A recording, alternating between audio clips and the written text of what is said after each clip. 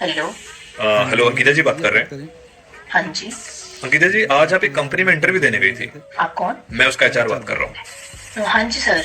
अंकिता जी, मैंने सुना है आपके बारे में काफी कि आप बहुत इंटेलिजेंट लड़की हैं। हाँ जी। आपके कितने परसेंट मार्क्स है 10th में? मेरे 10th में 96% थे।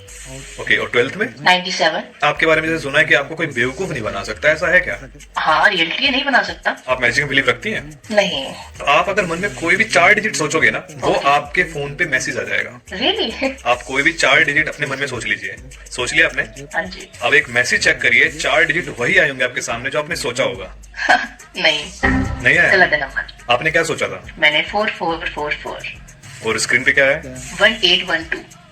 1812। हाँ जी। एक बार मैसेज चेक करिए। ओके। अभी मैं इसके हाथ में 10,000 रुपए कहा है।